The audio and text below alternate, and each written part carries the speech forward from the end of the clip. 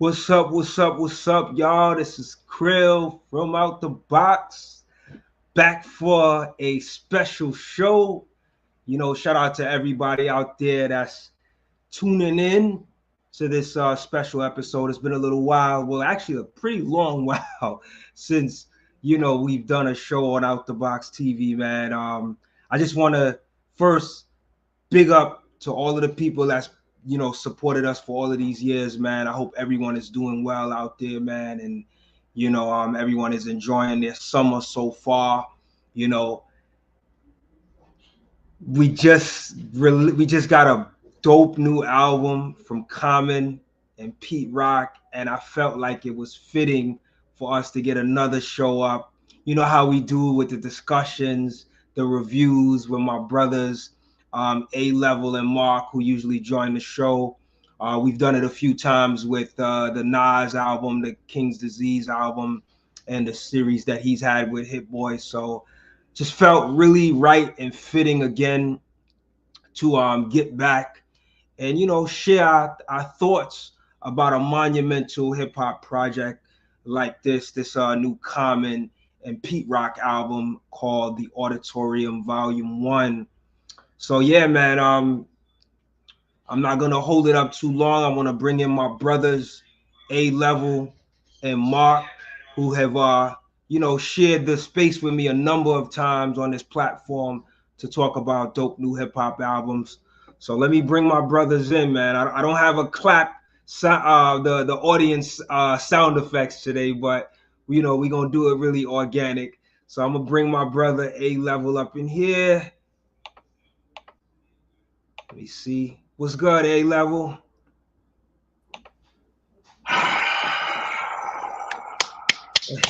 And my brother Mark. I don't know. Yeah. All right. What's good, y'all? How y'all doing? Good to be back. Yeah. What up? What up? What up, Funk Doc? What's going on, Wiz? What's good? You know what it is. Yeah, man. Who's back? What's up? Big Cril, what's going on? It's cracking. I'm good, man. I'm good. I'm enjoying the summer so far. It's never stopped, man. For anybody out there that's tuning in, that's been checking out the blog, outtheboxmedia.com.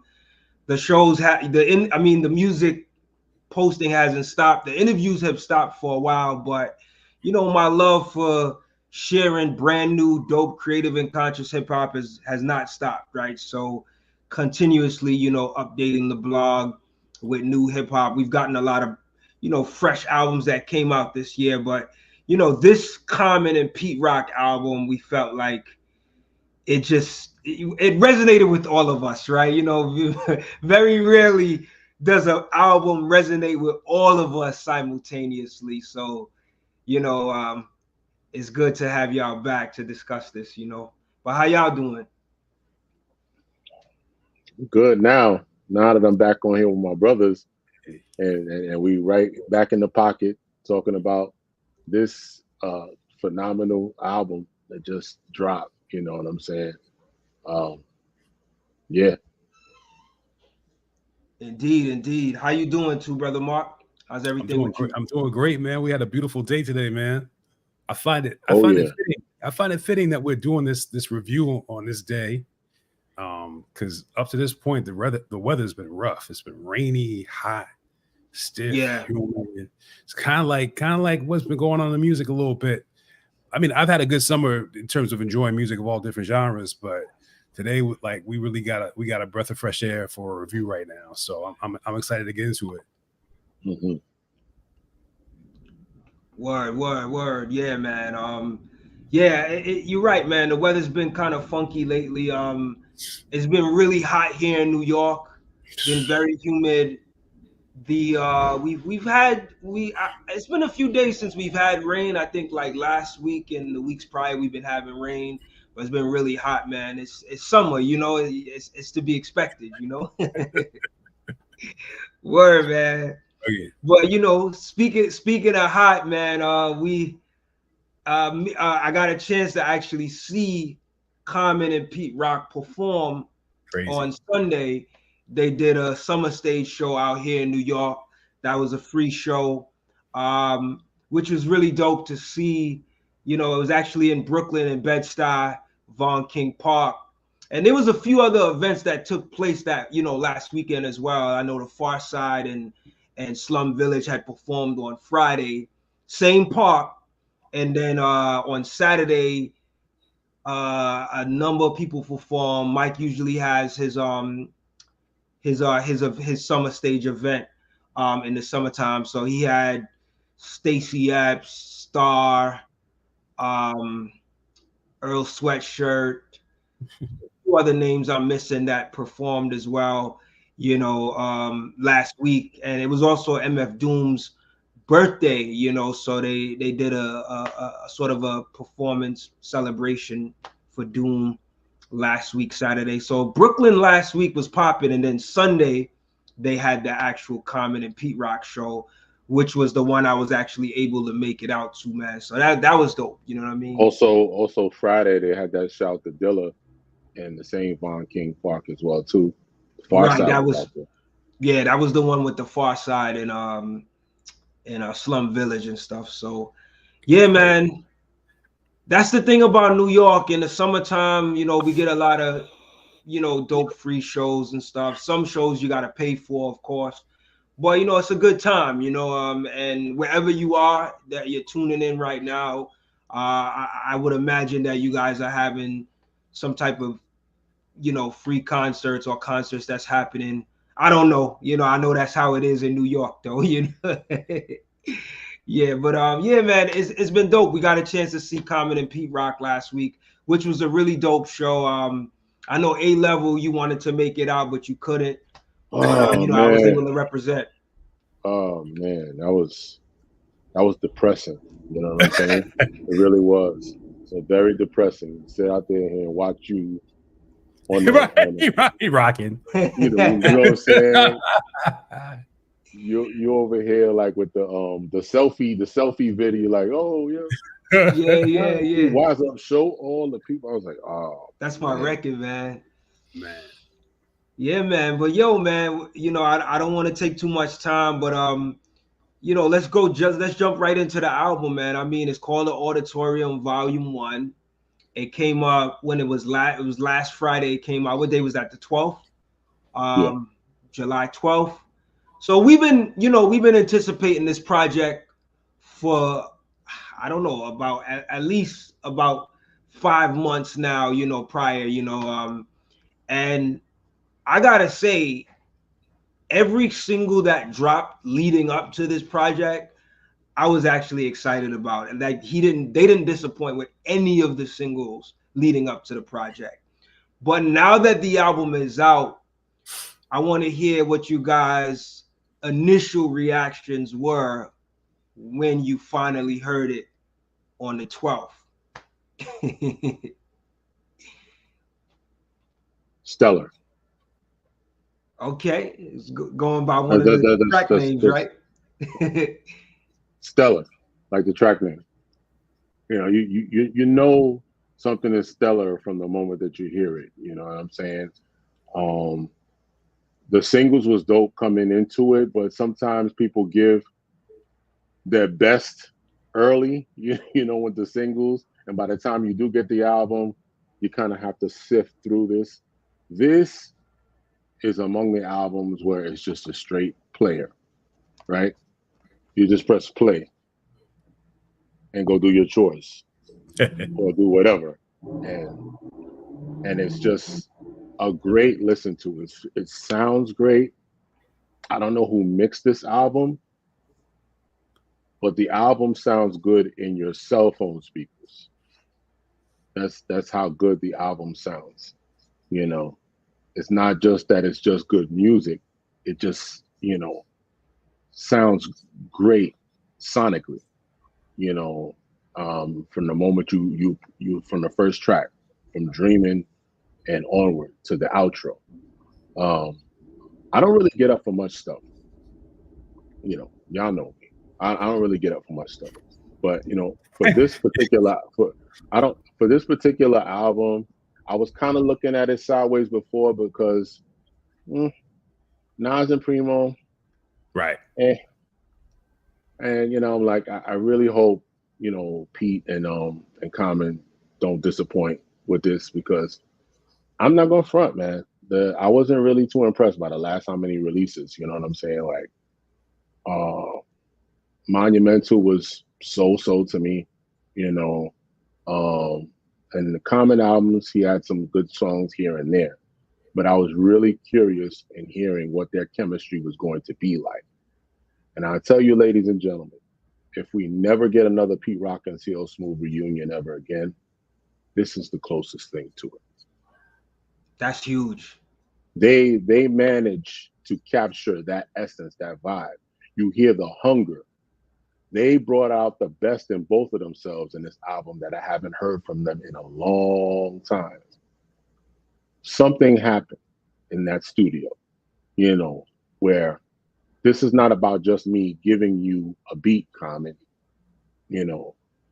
For Pete, this is more so than Common just me just rapping on one of your tracks. You literally hear from all kind of ideas. Pete is hungry, bro. Like, what he said, no metronome. Like I can't even rhyme it verbatim. No metronome. Yeah. He's reminding you guys that I am the original Soul Brother #1 Pete Rock. Like, I was producing tracks when y'all was not even a thought on your mother's minds.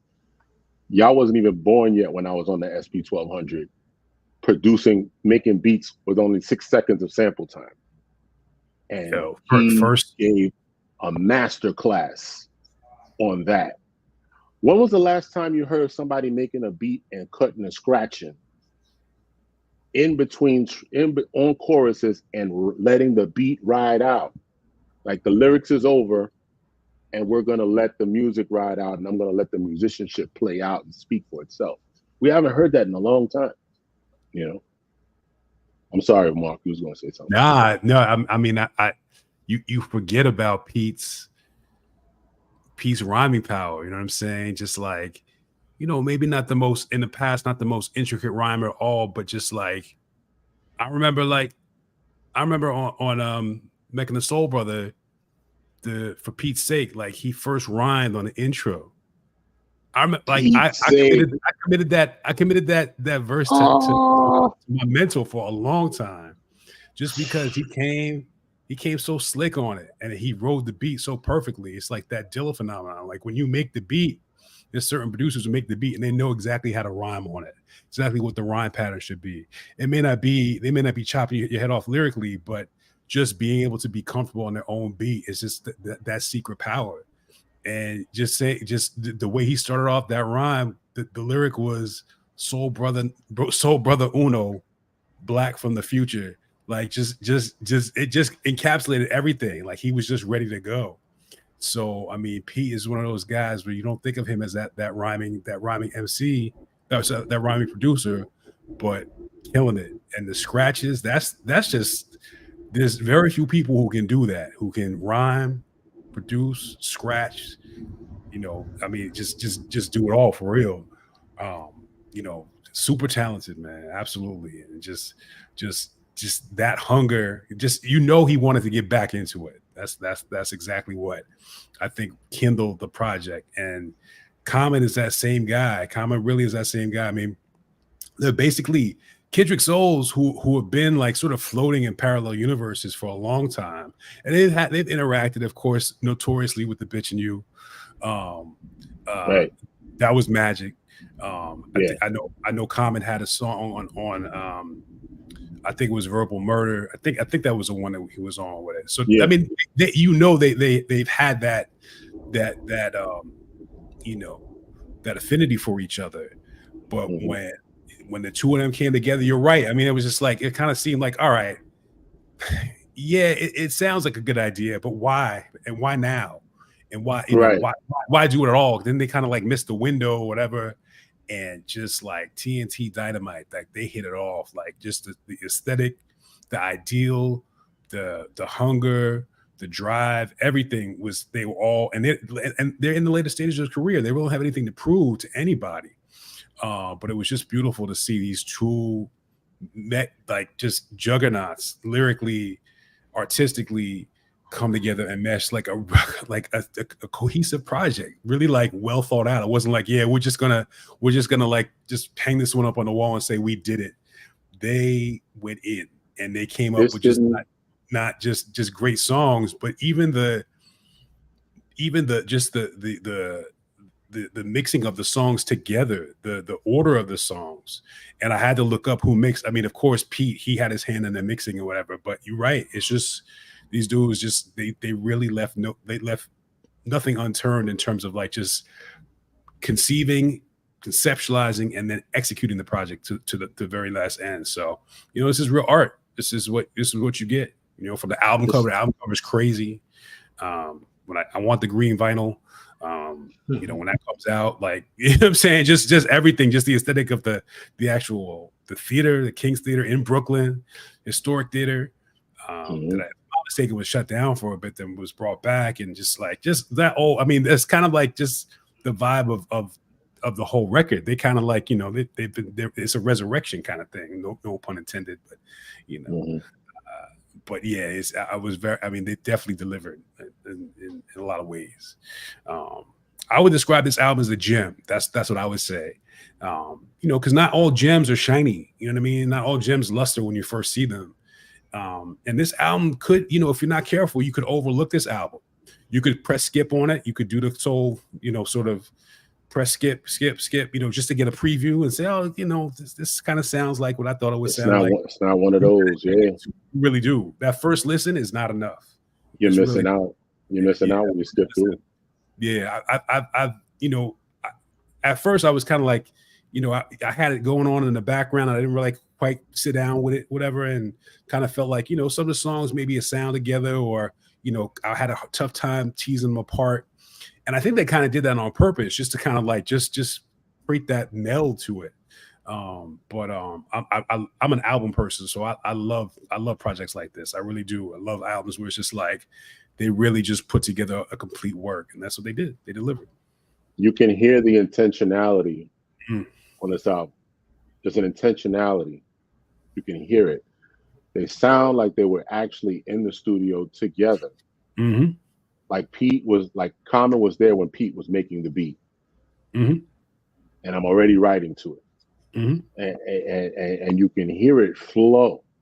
Like the same way that you would hear it flow, like on a CL's kind of tip, where it's like butter on bread type of situation. They fit seamlessly on it. And I'm talking about everything from beats and rhymes to the interludes. I miss that. The in-between beats, in between tracks. That's something that's Pete's signature. He's known for that. Yeah. Like that's his hat trick. I'm throwing that out you. I got beats to waste. I got beats to throw away. That's how much stuff that I'm working with here. You know what I mean? I used to always love that about him. And he gives you a real treat. This is not just something that I'm just putting it out there and that's it. And then you mentioned it earlier, Mark, when you were saying what this reminded me of with him rhyming like that. It reminded me of tracks like Soul Brother Number 1 on Mecca and the Soul Brother, when Pete he holds down an entire song by himself. Yeah, but he's carrying it.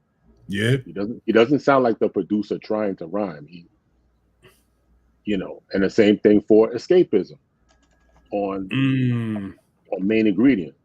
Yeah, he always used to have a solo track on every album. Right. You know what I'm saying? Yeah. Where he would just hold it down and let you know that I'm not just a producer, I'm doing this hip hop for real. So like I said, I think calling it album of the year is selling it short to me. I think this is album of the decade, album of a lifetime. This is not something that I'm just gonna say, hey, I'm gonna listen to it today and hey, next month, another new album, and that's it. That's how I digest music. You know what I'm saying? For me, I can play this album in the same vein that I could play Like a Water for Chocolate. That's how good this album is. That's how good this album is. Ding. If you hear Common says something like, I read Psalm, reading 23rd Psalm with the world in my palm. You know, like he's giving you his best ball work. He's not playing around. Pete was not playing around with guys. Common, like, I'm not playing around with y'all. We gonna give it to y'all. So I mean, that's Word. Yo, man, that's a lot to say. A level. That's a big statement. I'm gonna come back to that. Let me shout out a few people that's in the chat that's tuning in. Yeah, shout out to TT Tac Gaming. Big ups. Shout out to Kai East. Shout out to Talia Gem. Shout out to Coverboy. What's up, Coverboy, man? Big ups to you. Shout out to Shant 100. Yeah, they giving a little feedback on the on their perspectives on the album, man. Coverboy said that the second Pete Rock CL Smooth album with Chocolate City is the best one.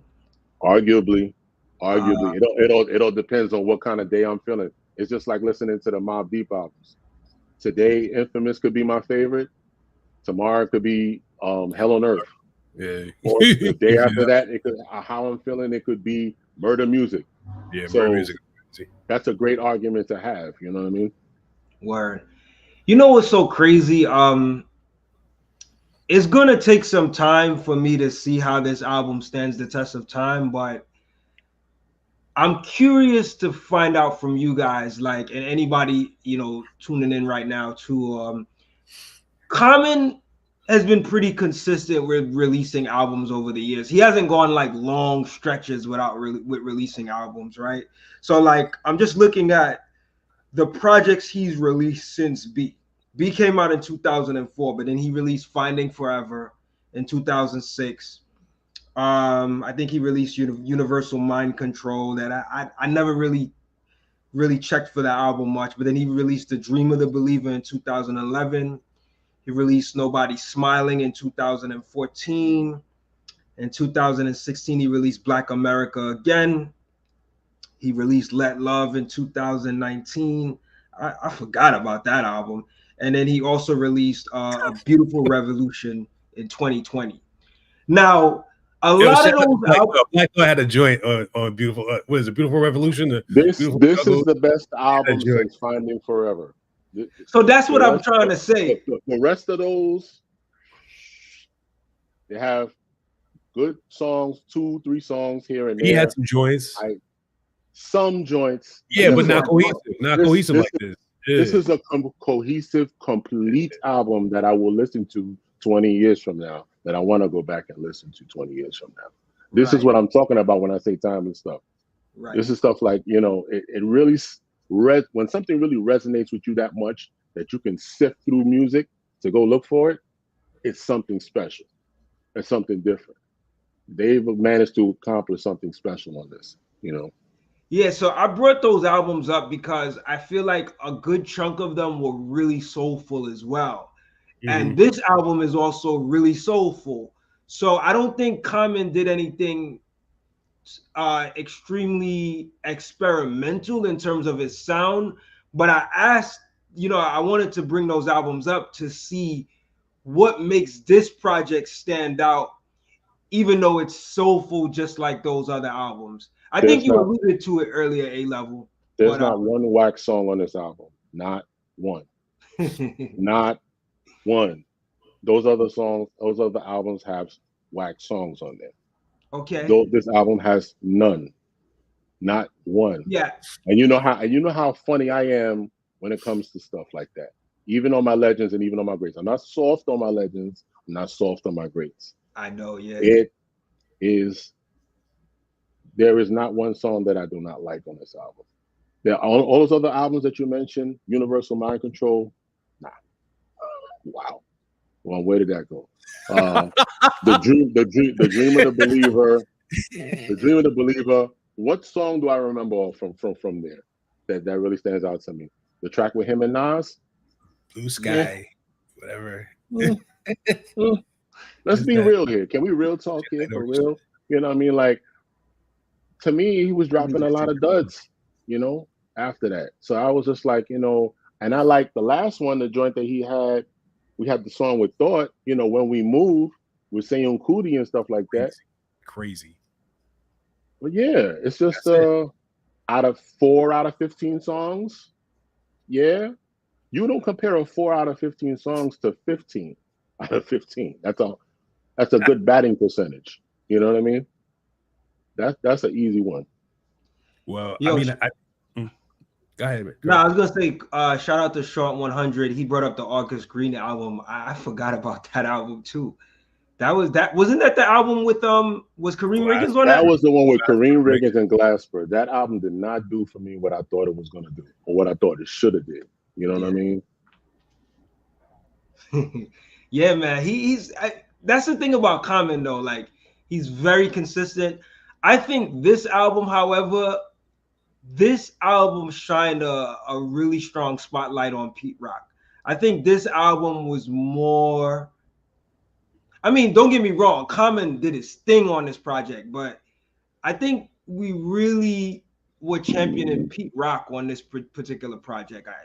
And I think it speaks to what you were speaking about earlier, A-Level, like the different signatures of Pete Rock that we actually hear all throughout this album. Mm-hmm. Like you know, if you're not listening closely, you could lose some of the stuff that you can miss some of the stuff that Pete Rock is doing.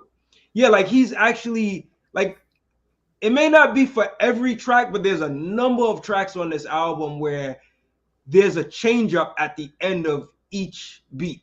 You know, I thought what was really cool was they showed it in the actual music video. So I thought it was part of the beginning of the song, but it's actually part of the ending of the song before. The actual sample that comes up right before All Kind of Ideas. You remember that, right? It's on, like, it plays at the very end of what track is that? The track that comes right before All Kind of Ideas. And he like toys with it a little bit. You're talking about Lonesome. Now, at the end of Lonesome, when he said, "This A, Mr. Magic, Super, Blast. See, I know about that one right there, because those are the kind of things when Pete was on Future Flavors, he gave you that type of flavor. So it's interesting that he added that component. This is why I see why guys like him and Dilla were kindred spirits, right? Absolutely. Because if you listen to albums like Donuts, these guys are true instrumentalist artists, where it's not just about me just giving you a beat. My music can speak for itself without you. You know what I'm saying? And I'm going, like you said, Cril, this wasn't just about just Common just rhyming. This was Pete lobbying for himself in the music. Oh yeah. And just reminding people, like, you know, of I'm the chocolate boy wonder, for real. Yeah. Remember, the chocolate boy wonder is here. You know. Absolutely, man. Yeah, it's so much to say about this album in terms of how it flows and where Pete takes it with the production. But one thing is very clear, is that he definitely shines on this album. You know what I mean? Like you can hear his signature all over the project. And I think we spoke about this before, me and you, A-Level, where with this Nas and Primo album that's set to come out before this year is out, which I'm pretty sure we'll probably do a show about it. But this is setting the tone for them to really go in, right? I think it's unfair. It's so unfair. They got their work cut out. It's so unfair to even do that. You know what I mean? Like, I don't know if they had an agreement or something, but not with that one song that they dropped, man. That's wow. Yo, I mean, just go back in the studio and work. So Pete is so crazy because Pete does this. I remember, like, you know, Pete kind of got a little quiet, and then this is, you know, 2000s, 2010s, whatever. Then he starts messing around with Ghostface and making just bangers, just like, what? He'll do like a ragu. And I'm just like, that's Pete. Like, Pete is crazy. And Pete, I mean, even on this album right now, you talk about the interludes or whatever. Like, there's an interlude at the end of Chi-Town Go, where it's just this woman. She's like do do do do do do do do do, and he just takes her. He just chops every little bit of her singing, and I forget what I've heard it before, but just like he gives it that little bounce. Even taking like the Cramp Your Style drums, like you know, them drums that are like hard and loud, and making like something smooth, like this man's like, it's just, he's done these things before. And like you just alluded, you said it too, like he has all these different styles, and it's just like they're just little chambers, little hard drives that he just like takes out. He's like, yo, I'm gonna take this, put this, I'm gonna take Marley drums, and then I'm gonna make Wise Up, you know what I'm saying? Like, but I'm gonna do it different. I always wanted to do Marley, like he's flipped Marley's drums before, but he just has this register where it's just like, okay, I'm gonna just put it in this context or make it in this way. Or, you know, there's another song that sounds like what's the joint he did with Jay-Z and Kanye, with the that a little the Mayfield joint. Yeah. So he has another song like that too. I don't know if it's the same sample. It's like he just keeps I forget what it's called. It's like that little hidden joint that they did together. But he has another what's the song that was on the album with Jay-Z. Yeah. But on the Watch the Throne joint. Watch the Throne joint, but he also does it on oh man, I forget. It might be So Many People. No, I'll get to it, but anyway, just like his vocabulary is so exquisite and so extensive that his brain just locks in. And he even, like he said this before, like he'll listen to anything, and even if he doesn't like the song, he'll try to figure out how can I put my little twist on it and make it mine. And it's just like decades of that is now he's made that evident in the production that he's doing right now. So he'll take ideas that have been used before, common ideas, and execute them, but also execute in a way where he'll use different technology. So now he's using like a new MP. Y'all know the one, I forget what it is now, the one with the huge screen on it. Yeah, like he loves that thing, but he still has that like 3000, 2000 mentality where it's like he can just implement what he was doing before with, say, an SP and make it new and make it fresh.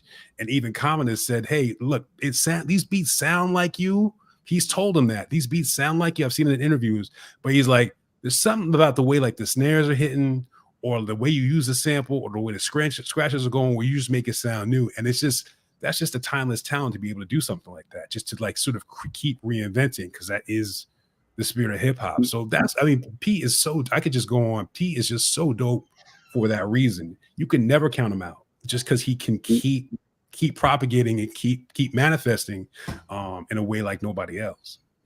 He's brought the essence of the SP 1200 into the MPC. The sheer essence of the SP 1200. You hear the soul and you hear the essence of Straighten It Out coming through this album. That's what I hear. You hear they reminisce over you, the soul of that. I've heard Pete Rock do a lot of different tracks and a lot of different collaboration on albums, but not like this one. This one is different.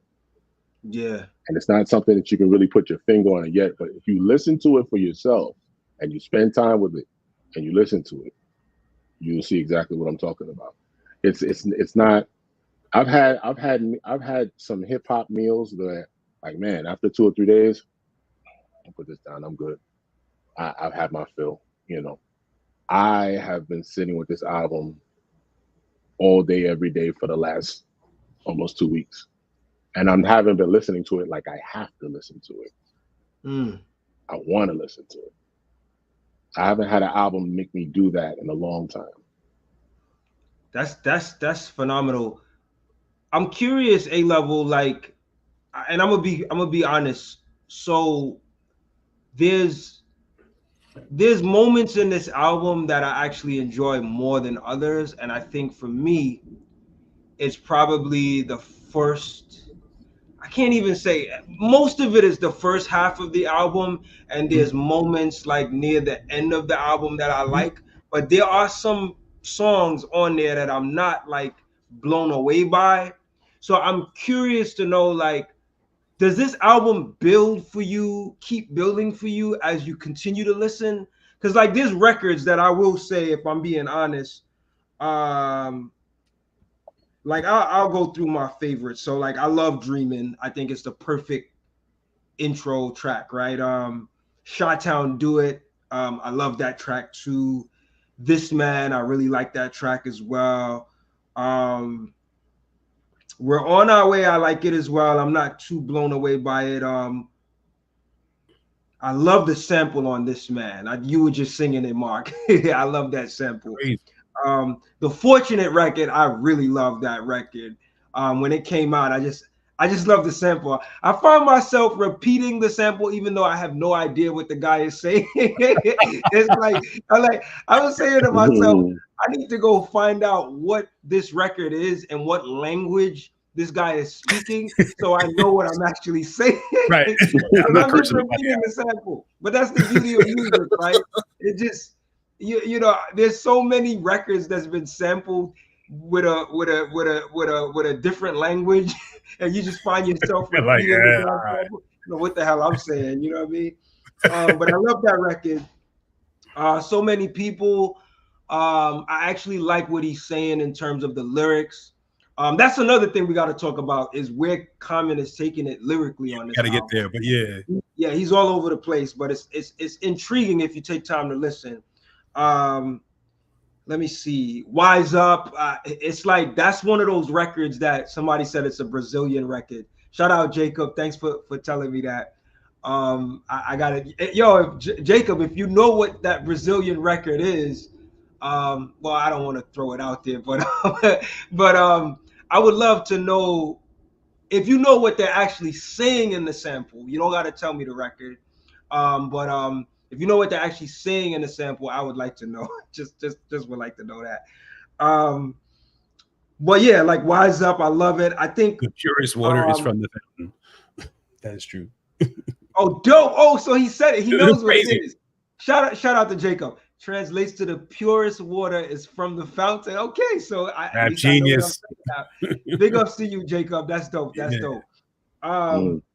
See, we got some music heads up. Yes, Can't Stop the Prophet remix was better than Primo version. It's all good, Jacob. Yes, it was. It's all good. You ain't got to tell me the record. We know what it is. Yes, it is. Cover Boy. Yeah, Cover Boy, man. Cover Boy finished you. He knows his hip hop. Yeah, he's a producer. He's a producer himself.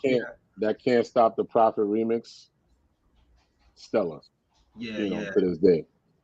But yeah, so A God There Is, I really like that record because honestly, like Jennifer Hudson, I don't really enjoy her too much on records, but this particular record, like she shines on this. She really lifts this record up.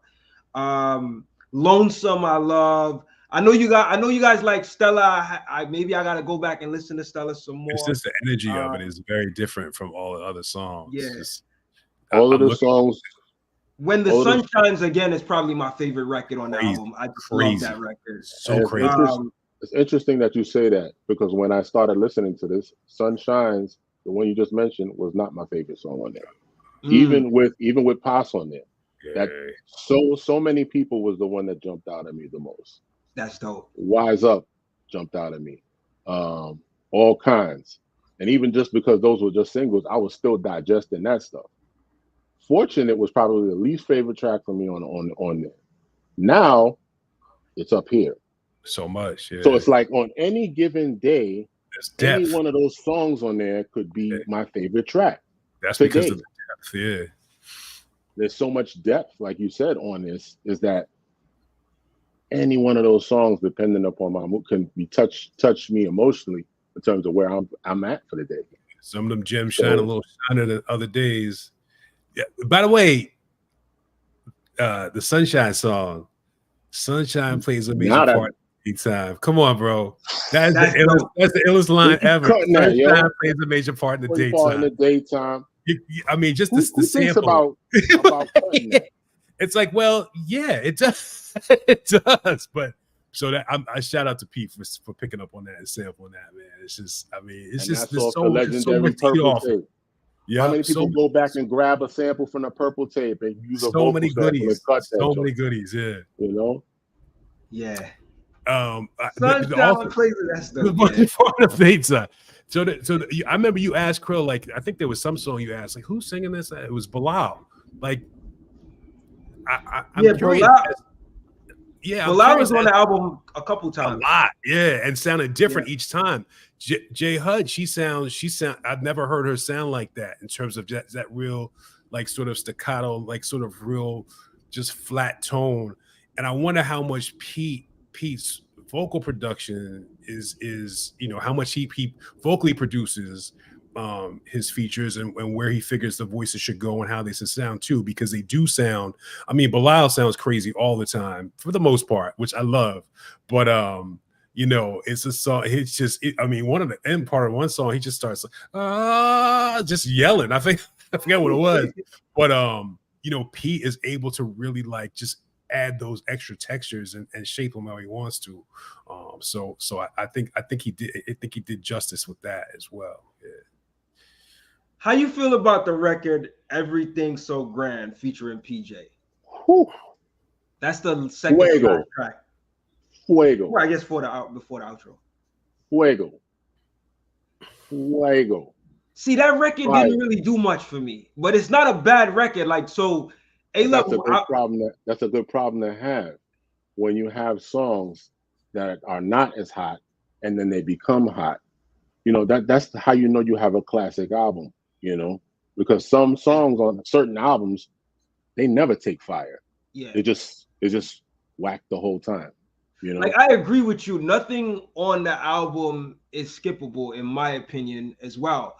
But there are records that I feel like I like less than others, and I think that's one of the records. But I'm really interested to see, being that you like it like that, A-Level, I'm really interested to see if it'll grow on me, where I end up liking it some more. So yeah, that's, but I mean, I don't really have much complaints about this album. I just feel like there are a few records on here that I'm just like, it just sounds just as, like it's not blowing me away, like, yeah. Might I give you one suggestion? I understand and I know that you're a high volume listener and high consumption music listener, and you do this and you does this. But just suggest this: turn off everything else for the entire week and spend time on just this album. And then come back to me. If you can do that. If I can, right? Yeah, I got a lot of projects. If you can, that's what I'm saying. You listen to a lot of projects. So I'm just wondering, like, if you just focus on just this album, maybe it might happen. Yeah, no, I'll definitely take that into consideration. And to be honest, I have been listening to this album mostly, because I knew we had this show coming up. But also, like, when a dope album comes out like that, I want to give it my time. Like, not to veer off topic, but like the last album I really gave a lot of time to was this Lupe Fiasco album that just came out, the Samurai album. And that album is extremely dense. Lyrically, it's very dense. Musically, it sounds good. It sounds really good. It's not as good as this album, but there's a lot to gain from listening to that album. And to me, this is a more fun listen, this album, right? Yeah. That album takes a little bit more time to listen, especially if you're trying to. Yeah, this is an entertaining album. Yeah, but it's a well-produced album as well. But this album and that Rhapsody album, and I know we spoke about that A-Level, but that Rhapsody album that came out this year, Please Don't Cry, those two projects are like my favorite. Like, they're at the top of my list for best albums this year. But yeah, man. It's good to know, man, that you have that experience with the album so far, A-Level. What about you, Mark? How do you feel about the overall project and, when you go from track to track? Do you feel like the tracks are growing on you? That those tracks that you might not have been like really, really feeling at first, do you feel like they're growing on you, or like what's your overall take so far? I mean, it's a pretty unique. It's been a pretty unique experience for me. I feel like I've listened to the album a lot, but then again, I also feel like I haven't listened to it enough. You know what I mean? Like I feel like there's just it's just one of those joints, man. You just can't overlook it. And Yeah. you know, I'm all about. I mean, I know sometimes there's just some acts who just they don't really have much more to give. You know what I'm saying? You want to support them, and you can't. You know, you try. You know, sometimes these acts, you know, that you've loved as a kid for many years, they don't even have enough space. Like they can't even sit in your library. You just got to get rid of them. Like it's just like, what is this? So I had that kind of bias, or that sort of like, you know, thing to contend with when I first started to listen to the album, and it's just beautiful. It really is. It's amazing. And you know, and I to an extent, I had been kind of frustrated with Common in his last few releases, because it felt like he was just going off on, I don't know, this like really poetic like license. It just And felt like he was Hollywood to me. Respect that. I can't tell the artist what to do exactly, but I really feel like I kind of feel like he kind of went on the same arc as Nas, where it was just like he just needed that guy to just like sit with and just like say, hey, we're about to make an album. And I really don't feel like that's really happened for that one guy since like Water for Chocolate, where you had really just Dilla, really just the lore is he would come into sessions and just take it over. You know what I'm saying? Or even like a Electric Circus, like it was like, okay, we're gonna listen to these albums, and these are going to be the inspiration for this session, and we're going to make something based on what, like, and you know, Common is that guy. He's a producer's MC. You see pictures of Common in the studio with Dilla, or videos of him just watching him make beats. You know, that in Detroit and in LA, and I understand that that's kind of how this album came about in terms of like Pete. Actually, I think Pete actually had a lot of the beats that were like made or like almost finished, or he would send them to Common, or he would play them, and then he would pick the ones that he wanted, or he would basically play a record for Common and say, do you like this record? And Common would say, yeah, can you loop this part, this part, this part? So Common is not really that kind of guy who's just like, you know, come in the studio, knock some beats out, or, you know, knock some verses out over a beat and leave. He is part of the process. And you know, Pete is that guy too. Pete is just like, he's very attached and to his music. And I know that because I have a good friend who did a documentary with Pete and a bunch of producers, and Pete was insistent on playing beats, his own beats, for his background music for the interview, which kind of like ruined the text, the flow of the documentary, or didn't make it consistent. But anyway, it worked out. But Pete is very protective of his art and holds it near and dear. And it's just a great thing to see these two guys come together who really, like, it's all about the art for them. It really is. Like, the money and the fame, take it for what you want, but they will tell you, like, that's not really we never had that intention to make a lot of money. We just wanted to be heard, and we wanted to express ourselves. So to see these two guys from both ends, the production and the MC side, come together and make this project, it's kind of like it's 1 + 1 = 1,000, because it just when you have these two synergistic, you know, personalities or talents, you know, greatness is going to happen. So, you know, I'm really just like, I'm not taking any of this for granted in terms of the album. There are some songs that, you know, kind of blend, and, you know, not every song is the greatest other or whatever, but then again, the depth of it, you know, this song, they fluctuate. There's a lot of fluidity in this album, where you can take one beat and listen to it one way one day, and like Al said, the next day, listen to the other day, you know, the other way another day. That's the beauty of it. So I'm really happy with this album. I haven't come up with my list yet. You know, we're midway into the year, but this is up there. I can't really think of another album that's topping it right now for the year. And it's just one of those albums. To me, it's just too early. Like I said, I haven't listened to it enough to really put it into the context. But it's just a great album. I'm just very happy to have it. That's it. Yeah, if this doesn't get the Grammy nomination for the year, I'd be very surprised. I was just getting ready to say that you said the same thing I was about to say. A-Level, like I feel like this album is gonna get a Grammy nomination. Like we're in July, man. They cut off the Grammys when, like, November or something like that in terms of the selections.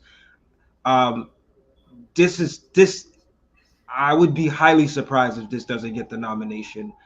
I'm looking for this, and I'm also looking for Rhapsody's album to get a nomination. Rhapsody be up there again. Yeah. I feel like those two albums, because I mean, like, I could be missing some things, and maybe somebody in the chat could tell me like what other like big hip hop projects, even in the commercial world, that has released this year that will be nominated. Maybe Eminem's album, even though I haven't really listened to that much, that just came out. But I really don't know. I mean, I haven't seen any big projects, you know. And I gotta say this, man, like, as much as you know, we've been critical of the Grammys for years, you know, they've been getting it right for the last few years. I mean, like, Killer Mike's album, it won last year. It was the one that I felt like should have won, you know, and it actually won. Coverboy said LL Cool J has an album coming out this year. So yeah, he got a project with Q-Tip. Is it with Tip? Is Q-Tip producing the whole album? He's supposed to be producing, yeah. Oh my goodness. His latest single that's out right now, Tip produced that. That's been the talk. I haven't heard it. I know somebody said, yeah, you guys sent me the link. I haven't listened to it. Yeah. Man. It's dope. Yeah. It's Queens. Mm-hmm. It's dope. Rakim's about to drop an album really soon too. I think he's mainly producing it. Is going to have a lot of features. But I mean, that's another conversation that I'm sure we could do another show about. But the fact that these MCs, these OG MCs, right, these over 50 MCs are still making it happen in this day and age. You know what I mean? And they're putting out, to take your word again, stellar work. Yeah. So that's awesome, man. That's so important for the culture up to this day. You know, like, where hip hop has become, from a mainstream standpoint, it's become like a young person's game. Ageism. Or like that's out the door, man. Like, with these records, not only coming out and being produced so successfully, but winning Grammys and getting this type of recognition, man, is a huge win for hip hop. You know, hip hop to me has taken a lot of losses over the years, but you gotta highlight when we get wins, which is records like this, and seeing like LL Cool J, Rakim still putting out records and stuff like that. Yeah. Well, the culture has been really celebrated a lot, you know, most recently with the 50th anniversary, with Rock the Bells. Like, you see it coming all back. And as a result, when the culture, you know, of a certain era gets put on a certain this pedestal nowadays, with, you name it, social media, streaming, what have you, all these visual platforms, you know, and for young people to digest and just at least, you know, experience in a different way, in a fresh way. That's now. It's not like that we're showing video. We're not showing like Melly Mel videos from, you know, and putting them back on streaming. It's just, no, these guys are performing and live and right at you and living and breathing and performing. You see a Nas versus a Wu-Tang on you see Yankee Stadium with just hit like everybody, you name it, from like, I forgot how ill Havoc was.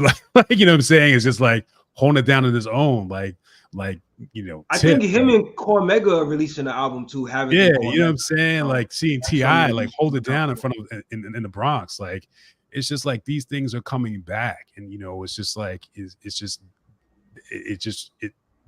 shouldn't really have to be like that, but you know, the spotlight is on it right now. I think mediocrity has reached its point where people just kind of just want something different. They people, even the people that are not haven't really been exposed to the real, they kind of want something a little bit more substantial, a little bit more deeper, something with a little bit more meat on it. I mean, you see songs like, you see Kendrick, you know, I was gonna winning. say that, yeah. He's winning right now. You know what I'm saying? Over the artist that is typically quintessential Drake. I make good songs. I make good songs, and I fill the industry status quo. That's not enough anymore. Authenticity. That's not enough anymore. Authenticity. Yeah. You're gonna It's like you're gonna have to reach a standard of authenticity.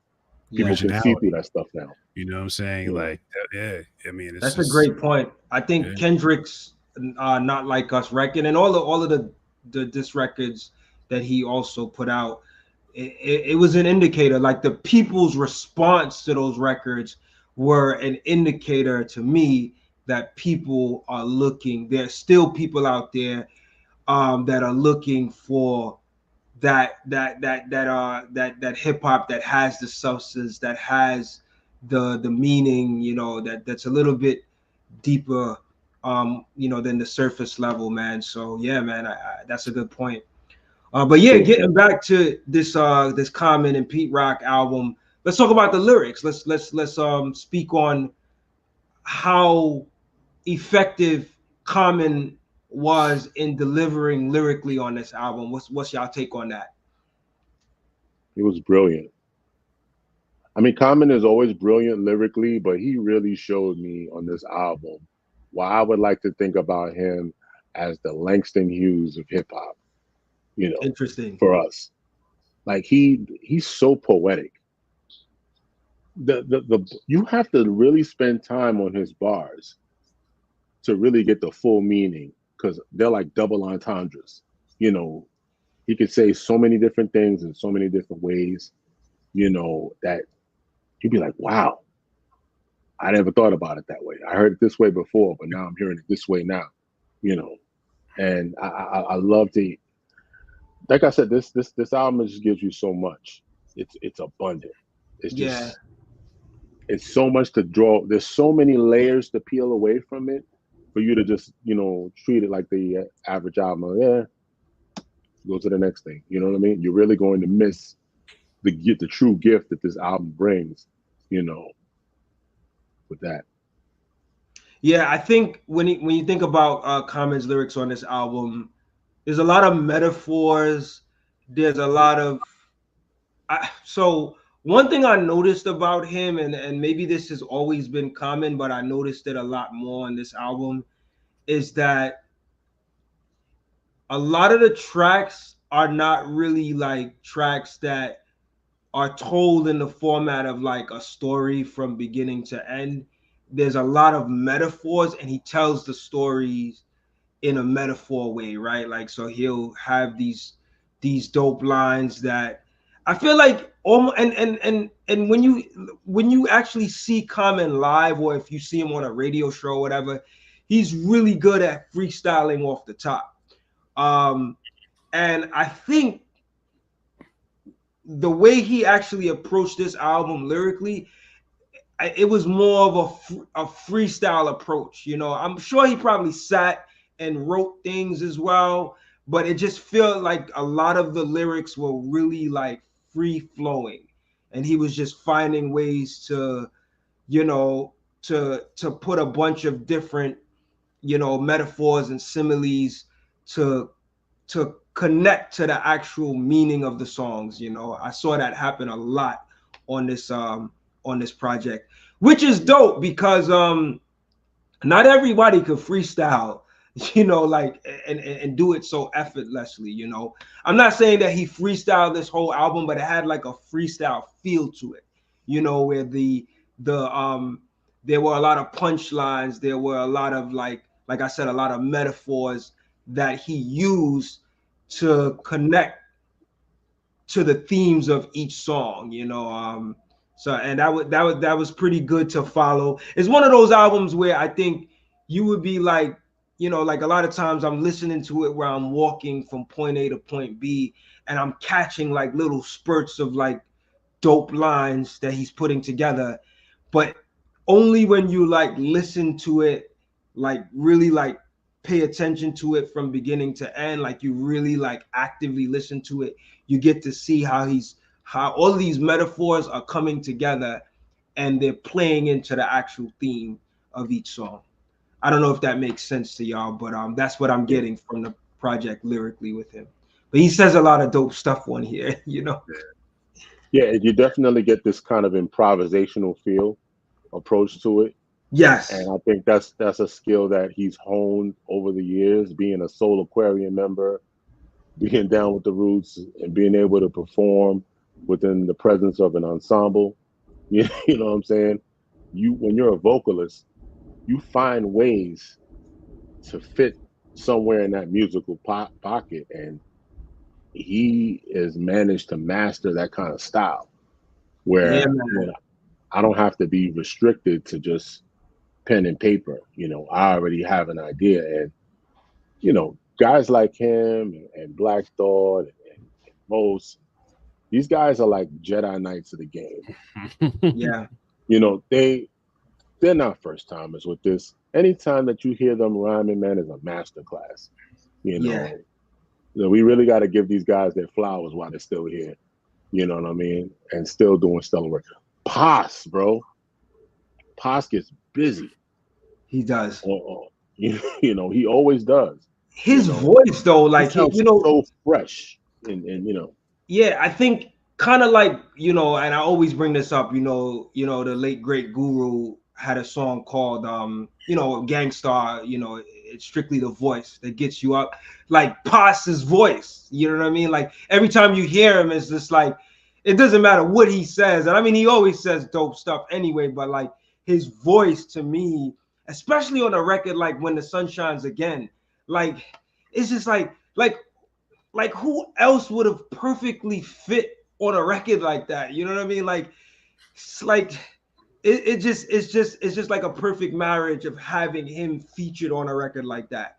But like speaking of lyrics, like on the record Chi-Town Do It, one of the lines that really stood out to me is when Common references Jodeci.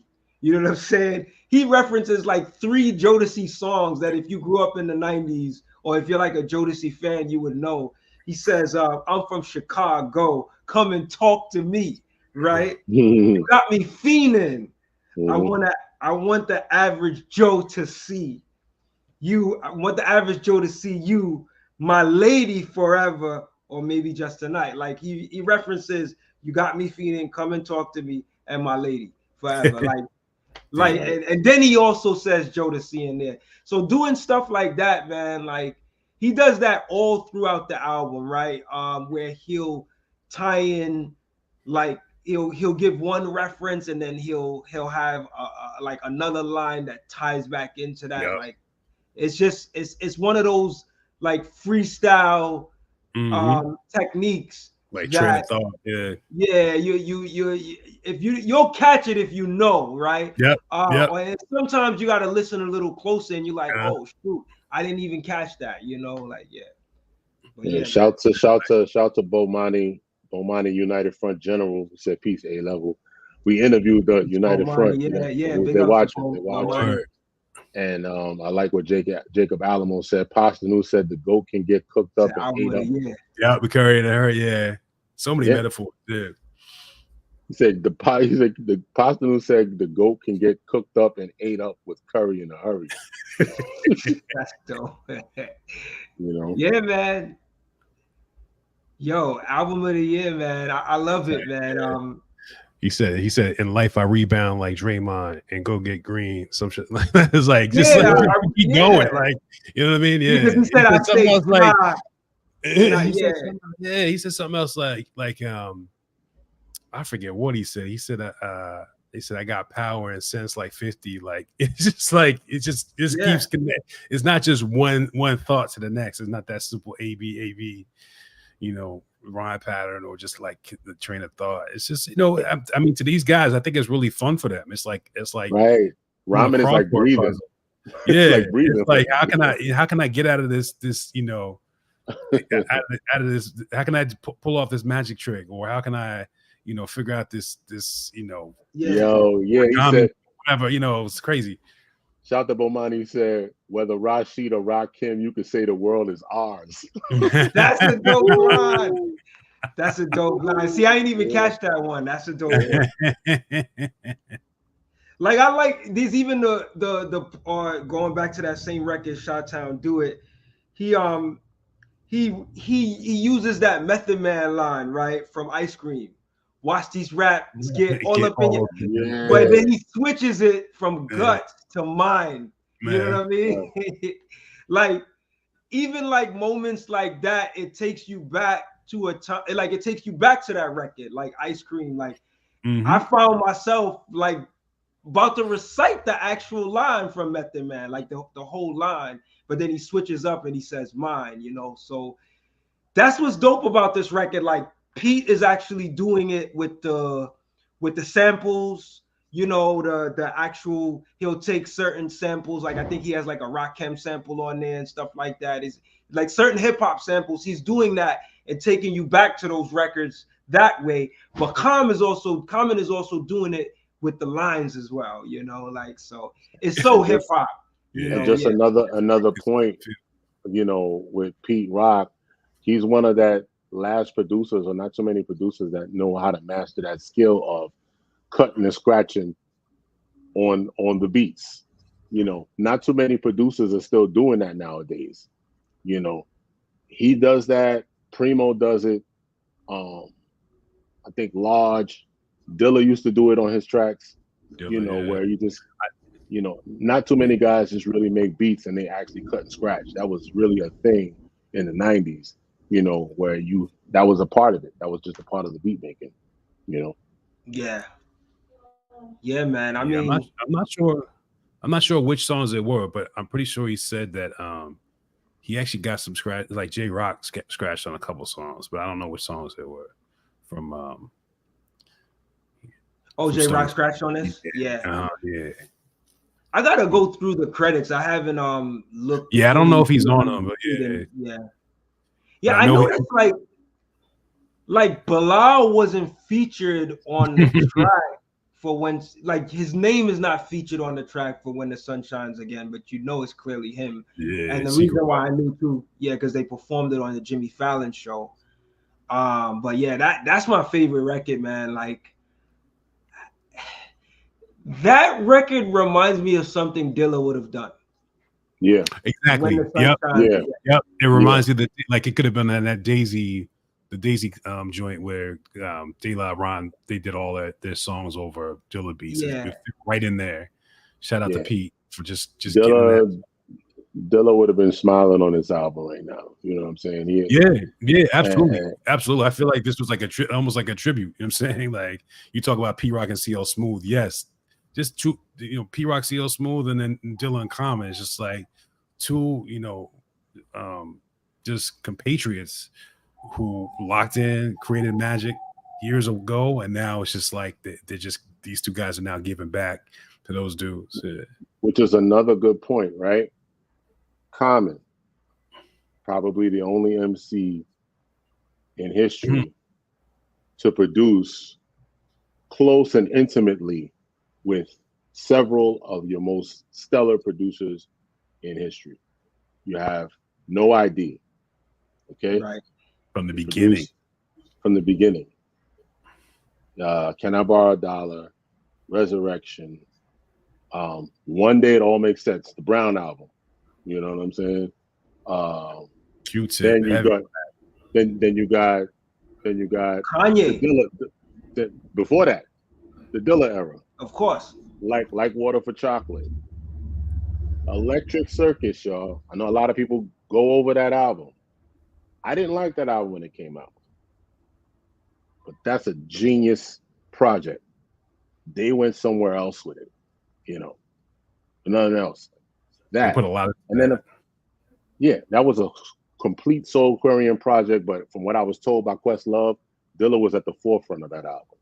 Dilla was, but he also, I think it was really Common. Dilla has said before that's what Common wanted, so he gave him what he wanted.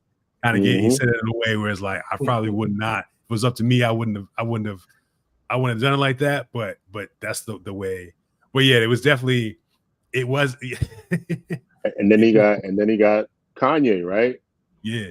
Kanye literally is the guy that brought him back from crochet pants and sweaters. You know, their career was almost over after Electric Yes, Circus. God, he You know was what I'm right. saying? Yeah, it was for LDs. And he brought him back with B, Finding Forever. You know, and then after that, he's got what project now with Pete Rock. And they, like you said at the concert, Cril, this is part one. Part two is already done, right? Yeah. You know, They they're said already that? working on part two. Yeah. So he might as well found his Hit Boy right now. This is the Hit Boy Nas kind of combination we're looking at, where we're experiencing the beginnings of that right now. Yeah, man. I'm glad you brought that up, because that's what I was thinking when from the time they said that this was going to be, there was going to be a sequel, right? And then with the releases, with us seeing like some of the when they would started releasing the singles and stuff, and we were really feeling what was coming out, I was like, man, this might be the King Disease run, right? Just for similar run like King's Disease, 1, 2, and 3, but just with Common and Pete Rock. So I expect to see that, especially because I feel like it's received a lot of good recognition so far that I could see this happening. And it's one of those times where I feel like I'm not nervous, right? I'm not cringing.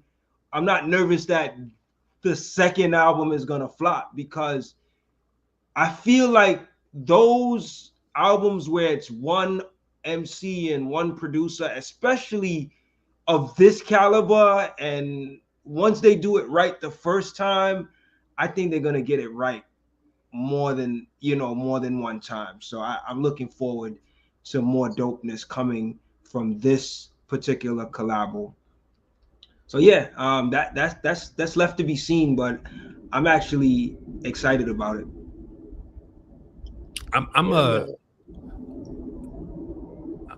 I'm hoping I can be a little nervous about the next record, and I mean that by they definitely found the right formula right here, right? It just basically just knowing how Pete works and how much volume he puts out, and he works every day.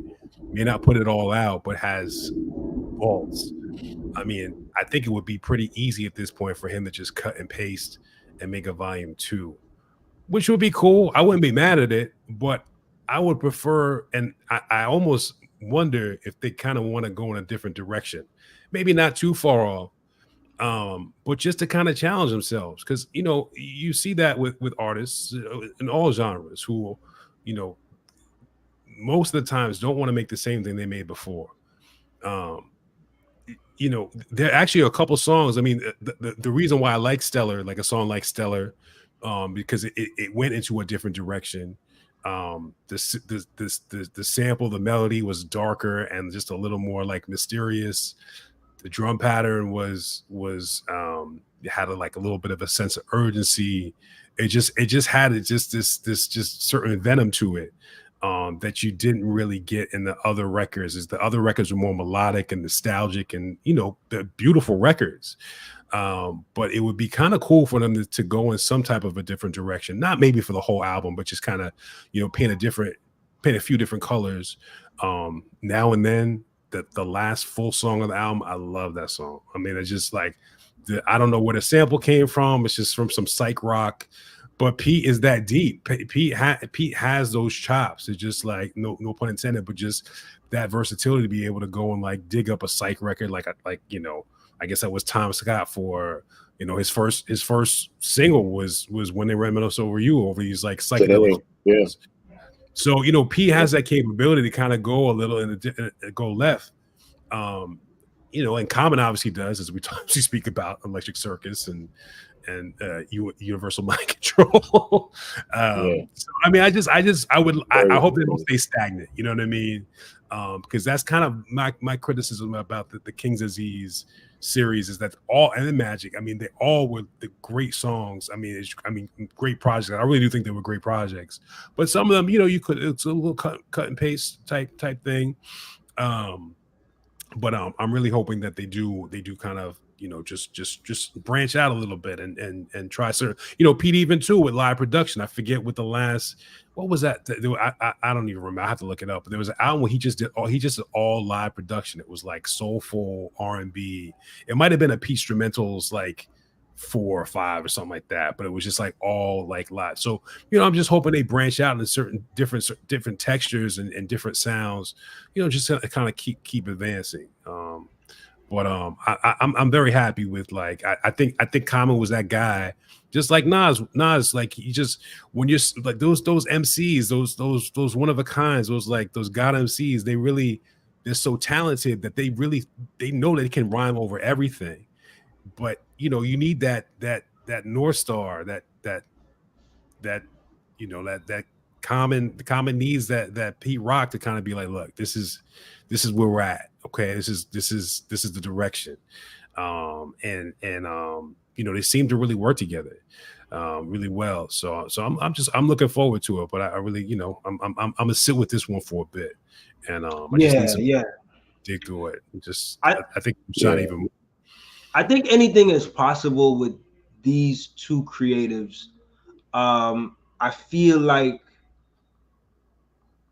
they may be inspired to go another direction. One of the things that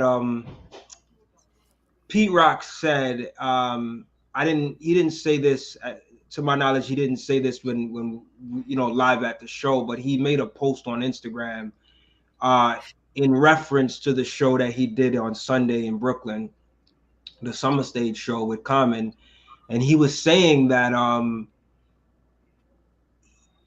for a long time he was a bit nervous about performing, and when he came out and performed on this show on Sunday, it just felt natural to him. And he felt like he became excited again. So you're going to see him performing more. So I bring that up to say maybe this unlocks a new sense of excitement for him, right? Where he takes it to a whole other level, and I'm all here for that, right? Like if it's unlocking a new sense of, creativity or excitement to do music again in a different way, like to me, everything is looking good in terms of their creative excitement, the way this album has rolled out. So I'm optimistic that they're gonna do pretty well the next time around, but it's really left to be seen, right? But so far everything is pointing in the direction, and there's probably a good chance that they, like you said, they already have records done already, that they may, it may be easier for them to come with a second one and maybe just tweak things around what they've already done, So yeah. I'm thinking what I'm hearing in all of what you just said, Cril, when it comes to Pete Rock, is inspiration, right? The word that I'm hearing is inspiration. Yeah. And this project, the reason why it sounds so different than a lot of the other projects that they released, they sound inspired. Yeah. They're inspiring each other. Right. And where there's inspiration, you get greatness. You get the stellar work. But what I think is when, like, what to Funk Doc's point, is when you lose, when the inspiration starts to die down, and then that starts to dry out. I think sometimes is when, artists and creatives can tend to lose it when they continue to keep pushing. Let's drop a volume 2 and a volume 3 and a volume 4 for the sake of doing it. Oh, yeah, it's a good idea. Yeah, Common Pete Rock. Let's make it. No, when the inspiration's not there anymore, don't do it. Like, I'm all a fan of 3 Stacks saying, listen, everybody wants me to put an album out, but that's not where I'm at right now. I make what I'm inspired to do. So if I'm inspired to play a flute, I'm gonna go ahead and do it. You know what I'm saying? I'm not gonna just be putting out a rap album just for the sake of putting out a rap album, you know. And I would, hope that this is the same inspiration that they go on, in the future. Yeah, man. And Knowing when to say when. You know what I mean? yeah. I have my perspective on Three Stacks' thing about music, but we could table that for a whole other conversation. I feel like he could definitely come back, but it really depends on the inspiration. I hope things like this would inspire him, right? Because I think he was saying something like, what is he gonna rap about at this age? Like, and I'm like, man, you see your peers, like they all over starting. They're just starting, and they have so much to say. The older you become, you naturally have more to say because you lived more, so, but I mean, at the same time, I guess he has to be inspired. You can't force someone to be inspired, but I hope that he's inspired by what some of his peers are doing, because, man, like, people want to hear you for your rhymes, you know what I'm saying? And don't get me wrong, I appreciate him venturing out and doing the flute album. It didn't really stick with me too long. I had liked some. And mind you, I didn't say I liked the flute album. Yeah, it's all good. For me, it's just like I'm all down with what he's saying. Like, I'm not just trying to make an album just for the sake of making an album, because what people don't really understand is that whatever it is that you drop has a considerable effect on your legacy. The more you continue to drop stuff and it's mediocre and it's still not continuing to meet what it is that you're doing, like, people it adds to what you're doing. So if you have something that's done and it's Smithsonian worthy, just leave it there, Yeah. I think also, there's something to be said about artists finding that right producer that works with them, right? So I don't want to speak about Three Stacks for too long, but like, maybe there's a producer out there that makes that connection and then it revives something in him that he's willing to go back in the booth and create music from an MC standpoint again. I think the possibility is still there, but I mean, getting back to this album, I think this album sets the tone, just like King's Disease. The series of the King's Disease albums have set the tone. I think even I think even to a greater extent. I felt like I don't want to compare the two albums, but this is just, I mean, it's just a very just polished entry. You know what I mean? I felt like a lot of King's Disease there was some questionable songs and just, I mean, they just didn't fit. They didn't set. Some of them sounded like they were engineered differently. This was just a very well executed, thought out, and polished project. And again, can hear it. Yeah. I mean, I obviously,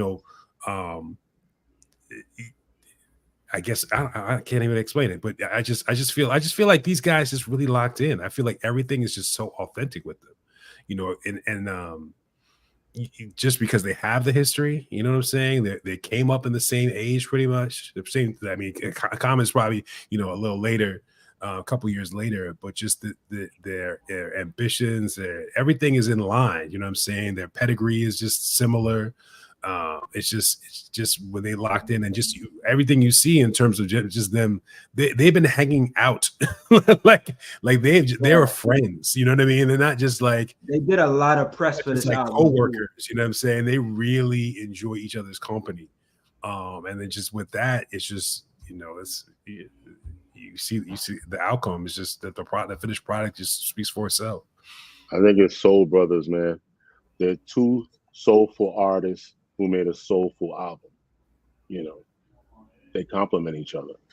You know, the type of MC and the lyricist that Common is. That's what he talks about. Soul music, and the same thing for Pete Rock. He, like I said, it's the perfect Pete Rock and CL kind of situation. You know what I mean?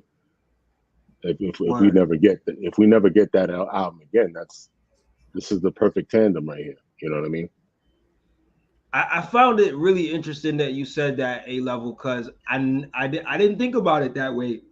When you said, like, if we never get another Pete Rock and CL album, this is like one of the closest things to it. Like, that's a pretty big statement to make, man. But you would know best, because you've followed these two artists, especially Pete, for a long time. You know what I'm saying? So Pete was the reason why I even decided to get into this game. Wow. So when I saw my first SP1200 on the Straighten It Out video, when I seen him punch, like, what's some numbers he's punching? I want to do that. I want to, yeah, him. He was the reason why, you know. So before there was ever a Dilla for me, there was a Pete Rock, the man who invented the remix. You know, the guy who was the first guy I know getting 30 G's a track. And back in the early 90s, getting $30,000 was like getting what $500,000 is right now. East Coast rapper. I mean, East Coast producer who's not Dr. Dre. Because at the time, Dr. Dre is the standard. He was our Dr. Dre. You know, he was literally getting work from everybody everybody came to his basement. Everybody. You know, and then the rest is history. And then people kind of forgot about Pete. That's why I love this album, and I would just so love if he gets a Grammy, because that's his flowers. Man. Right. That's his flowers. Yeah. Because he deserves it. Because if it wasn't for Pete, none of these guys would be here. There would be no Ninth Wonder. You're right. No Ninth Wonder without Pete Rock. Yeah. And it's funny. It's like now the Grammys is just kind of figuring out, like, really, like, the right thing to do with the hip hop category, and this is his time. You know what I'm saying? That would be beautiful. You know. Yo, Quiet as Kept, the album that Pete Rock, I don't know if it was an album or EP, but the project he dropped with Sky Zoo some years ago was actually really good as well. You know, it doesn't get talked about a lot in terms of Pete Rock's contribution musically as of recent, but I really enjoyed that album. I mean, for obvious reasons, this Common album is going to be talked about a lot more, because Common is just a way bigger name. But also, you could really see that Pete really went in with the production on this album, like what you were saying earlier, Mark. Like, you're right. Like, if I had to compare this to any of the King's Disease albums, or even the Magic albums, I feel like there's a cohesiveness and a consistency in terms of the production, and the richness in the production that really flows from beginning to end on this album. Even though there are tracks that I say, okay, for me, there's certain tracks on here that I'm like, okay, that track, it's okay, it's not blowing me away, but there's a consistent, clearly it's still strong. It's still strong. It's strong. Yeah, it's definitely so much strong. attention to detail. Attention to detail, you can definitely see that. So yeah, man, they weren't playing. They were not playing with this, and they definitely delivered. So what I want to do is say this, you know, and I want to thank y'all again for being on this show. I know we've been here about almost a couple hours now. So I want to, before, you know, we close out the show and stuff, I wanted to get y'all take on, like, if you had to name your 5 favorite tracks on this album, what would they be? You know, like the 5 tracks that you at this current point, because obviously it can change later on, but at this current time, what are those 5 tracks that you have no problem listening to over and over again on this particular album? When the Sun Shines Again. Yep. Everything's So Grand. So Many People. Okay. Let's see, All Kind of Ideas and Wise Up. Is that 6 or is that 5 still? So Five. okay, so we got When the Sun Shines, When the Sun Shines Again. You said Everything's So Grand. What was Mm-hmm. the other three? So Many People. So Many People, All Kind of Ideas. All Kind of Ideas, Wise Up. Wise Up. That's a That, solid 5. I like that. that's where I'm at right at this time. You know. Yeah. What about you, Mark? This is like this is the hardest thing. No, I'm serious. Like so many albums, it's like, yeah, obviously these are the top 3. I really don't have, and I'll just put them out there, just knowing that like in a week or two they may change. But I'm definitely, the easiest one for me was When the Sun Shines. Okay. This man, I love this man. This man is dope. This man is just feel like good. That. Just everything is just great about it. And now and then still sticks with me. It's a great final song. And the sample is crazy. I mean, just Pete is just a genius. And then So Many People with Bilal. I don't know if that's 4 or what, or 3. Shoot. I mean, I really, it's funny. There's some songs that like I was like, this is a skip. This is like, I'm just trying to figure out like, this is so. And then like I like Lonesome. I like Lonesome a lot. Yeah. I'll say Stellar too, because I like the contrast of Stellar. I just like how just ill it is. It's just so ill and raw. And there's no like, a lot of these songs are very melodic, very, like Pete Rock bouncy bass lines and just really just get you in a good mood, summertime music. And then just Stellar comes in and it's just like hard, you know what I mean? Like just dangerous. I like it all, man. I don't know. I mean, I'm eager to. I'm just eager to continue to listen to the album and just kind of just process it. I really am very happy with what we got, and just shout out to both of these dudes for real. Shout out to 2 legends. I've been following them for a long time. Just they've always been like high on my radar, and just when I want to count them out, just when I think Common's going off the deep end, and just when I thought Pete Rock disappeared, here we go. So it's just shout out to hip hop in general. And a pleasant tangent. Soul Survivor #1 still bangs. Soul Survivor #1 still bangs. That still bangs. Crazy. Soul Survivor, yeah. So you know what I gotta say about you guys' selections? What's so dope about it? You guys picked a number of tracks that I'm not feeling that much, which is cool because the sun still shines. Wow. No. He said that was a number of tracks. So I'm gonna tell you what those tracks are. Or should I just give what I'm feeling first, and then y'all? So what I'll say is, all right, fine. I'll say what the tracks are that I'm not feeling that much. I'm not saying they're bad tracks, but it's encouraging me to go back and listen, right? Which is actually a good thing because it makes the case for how dope this album is. I think we lost Mark, but I'm sure he'll come back in. It makes the case for how dope this album is because, like, usually if the album is not really good all the way through, most of the times we're going to be picking the same tracks, right? We'll be like, okay, we all got this. Most of the times we'll pick the same tracks, but the tracks that I'm not really feeling all that much, let me bring Mark back in. We got you back, Mark, no worries. Yeah, I don't know what happened. It's all good. So Stella, I wasn't feeling that much, but I'm gonna go back and listen to it. Right? Yeah, it's just me. Everything is grand. I wasn't really feeling that so much. Wow. Now and then, I wasn't really feeling it so much. But again, maybe I gotta say this: in my listening to this album, the way I listen to music, I kind of, especially projects like this, I don't like to skip around. So you'll find me like listening to the album over and over again, listening to the first few tracks to make sure that I get the gist of the first track, then I got to get the gist of the whole second track. So sometimes it takes me a lot longer to get to the end of the album because I'm listening in that order, right? In the beginning to end order.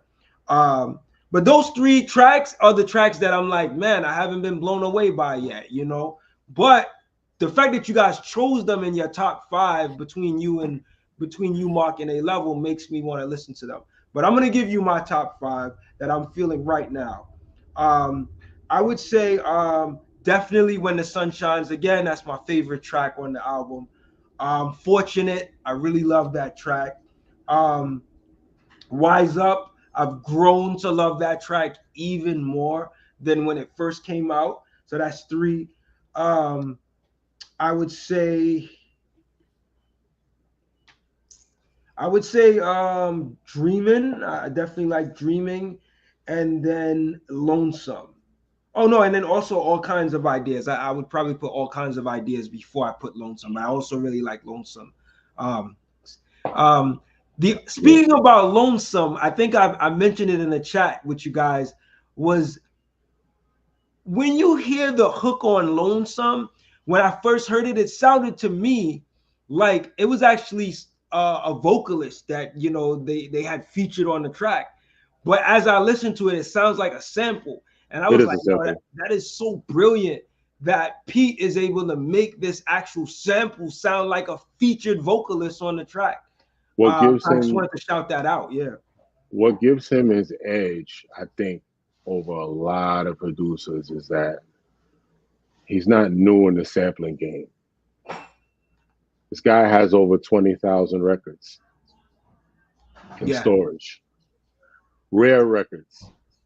He actually goes hunting for records. He's one of that conventions, select group of people that go to Paris and go to wherever to find records that stay at the hotel the night before. He would stay at the hotel the night before. That you're not going to find that on the internet. You're not going to find that digitally. Get all the records. You're not going to find it he will nowhere. be mad. He will be mad with vendors when they would sell. Like he would buy all. Like if he found a record that he liked, the vendor had like 2 or 3 other ones. He'd be mad if he found out that the vendor was selling them to other producers. Like he was getting serious. I mean, dude was. This is his life. This is his passion. This is your bread and butter. Like parallel. You don't sell my arsenal to other people. You don't sell this record because Q-Tip is looking for the record. Diamond D is looking for the record. You know, these are all my peers. You know what I'm saying? I'm gonna crazy. get this. I'm gonna get that. You know. Yeah, I think he has vaults. Like it's endless. You never really know what he could do next. He's not limited at all. And I think he said, you know, from the time he was a child, he was reared up that way. Like he said, he got a lot of this stuff from his father. You know what I mean? Yeah, and then shout out to Grab Lover too. Grab, I mean, that's his brother. So they're learning each other. They're like 2 Jedis on the SP, learning in the basement. Like, from his dad, he got all his dad's. Like, it's just you can't contend with that. You cannot. It's in his blood. This is not something I just woke up and decided to do one day. You know, like it was almost as though he was being reared for that. You know what I mean? Real talk, man. Like legend. Yeah, man. I mean, I think we said a whole lot about this project, man. And one thing I gotta say is that it's definitely the type of project that I think it has a lot of replay value. In it, just you know, because I'm a lyric head, like I like to listen to a lot of the lyrics. Just from that standpoint, I'm gonna be listening to this album for a bit of a while. But also from the standpoint of the records that you guys brought up that I really wasn't feeling that much. And I emphasize it that much because, like, again, by no means are any of the records on this album trash. They all are good, listenable records, right? But I'm just not blown away by those records that I mentioned, like Stellar and Everything So Grand, and Now and Then, just as it is right now. But I'm gonna definitely go back, and I'm pretty sure out of those 3 records, I'm probably gonna find one of them at least that I'm like, oh, I see what y'all was talking about now. You know what I'm saying? But yeah, I think it's definitely gonna grow. I'm curious to see how this album continues to grow with weeks of listening. Bring Mark back. I'm not sure what's happening, Mark. It's me. It's probably the internet or something. So, it's the internet, yeah. The router. It's all good. Yeah, it's all good. But yeah, I mean, yeah, man, like I really enjoyed doing this with y'all tonight, man. It's been a long time coming. We haven't done a show like this in a while. I would like to do this some more, man. And it doesn't have to just be on albums. There's a lot of topics that are pretty much trending in hip hop that I would love to engage in conversation with again with y'all, for another episode. But I felt like this was a fitting, discussion to have, man, because A-Level, it's been a little while since a record hit you like this, like we always talk about that. And Mark, like it takes a lot for A-Level. I don't get up for much. I don't get up for much. We do the best albums of the year. Al's gonna have one album on the list. One. You know what I mean? I'll be doing a lot of this. 10. He'll have the same album 10 times on his top 10 list.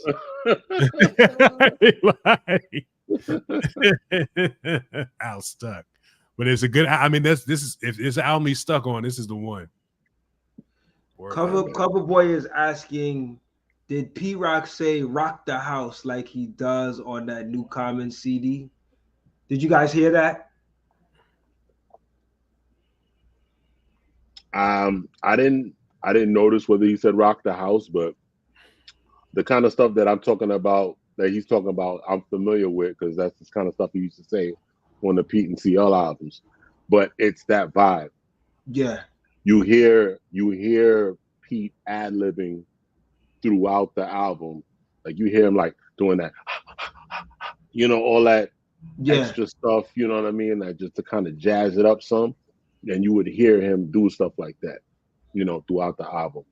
Maybe he might have said "rock the house." I'm not sure. Which brings me to one criticism I have of the album. Now I have to listen to it again, but I don't know if I heard a Biz sample.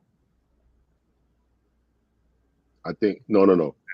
I think what he used. I think the formula, the main ingredient on this album, seemed to be like Audio 2 samples. Yeah. He sampled Rakim too, right? All kind of ideas. Yeah, I think that was all kind of ideas. That's Rakim. Yeah, and then he used Wu-Tang. Used that. Yeah, of course. Wu-Tang. Sunshine plays a major part in the daytime. Yeah, but Biz, he's usually good for a Biz sample. Yeah, that was. I thought I heard a Biz sample on here, but I might have missed Curtis Mayfield, usually a Curtis Mayfield, unless that flip was a Curtis Mayfield. I think the main ingredient on the album, was class of '87 samples, like everybody from '87. Yeah, using either EPMDs or Juice Crew. You know what I'm saying? Yeah. Word. So, I got a trivia question for y'all. Let me see if y'all know what record this is on the album. There's a record on here where he, at the end of the song, he samples Malcolm X's voice. Oh yeah. That we're loving people. Yeah, we don't hate anybody. Like we don't hate anybody. We're loving people. Yeah, right. Yeah, I don't remember what that. Yeah. What record you think that is? Hold on. It's actually one of A-Level's favorite record. He mentioned it. When the Sun Shines Again? Nah, it's not that one. I don't know what Sun Shines. Everything's so grand. Nah, it's not that. Bilal so many people. That's the record, yeah. So many people, yeah. So many people, yeah. I think he also samples James Brown on here too. Like I hear, I could be mistaken, but it sounds like it's James Brown speaking at the end of it's really the end of Lonesome, but if you listen to the music video, that sample is on the beginning of All Kinds of Ideas. It's the beat that goes boom, boom, boom, boom, boom. It has like a bass line on it, and then you hear it sounds like it's James Brown. You know, this is a really dope record, man, when pieces of the album are still playing in your mind when you're going to sleep or when you're going to work. And when the album is still in your head, you know, that doesn't really happen too often. You know what I'm saying? But yeah, and it'd be some songs that are not in my original 5. You know, like Lonesome. That's in my head. You know. Yeah, the way that the lady is singing on that, like I said, it sounds like it's an actual vocal feature, and it's just the record just sounds very soothing. Are you lonesome? Like time to go to sleep. Right. It's time to go to sleep. Like a lullaby, you know what I mean? Like, dope. Who mastered the album? Does it say that in the line? I know he mixed. I know he mixed it. No Pete. Somebody, I want to hear who mastered that. Man. Amazing. Need to well. Once we get the vinyl, be able to. You getting the vinyl? Got the insert. I like that green vinyl. The green cover. Black. There's a green. There's a burgundy. There might be another one too, but yeah, that joint's crazy. Yeah, I don't really buy that much new vinyl. Like the last one was Why Lord. It was the No Worries. That joint was. No Worries. Oof, that's the one right there, man. They went deep. Yeah. So if if they put that in the rap category, that might be a Grammy nominee. I think just such a complete album. But which album? The No Worries, the last No Worries album that came out. Like, okay, Anderson .Paak and Knowledge.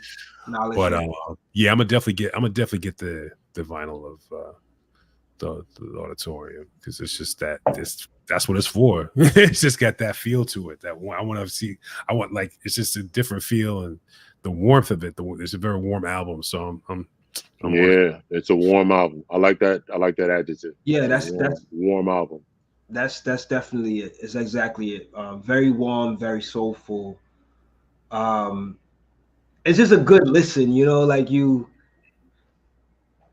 I was watching somebody, I forget the show, but the guy was saying like they were viewing this album and they were saying that this was the album he felt like he needed. You know what I'm saying? Like, and I thought about you, A-Level, with your perspective on, you know, the music that's coming out today in terms of how it resonates with you. I feel like this album hit a personal point of joy for you. You know what I'm saying? And I'm always happy to see music have that effect on folks, you know, especially quality music, you know, because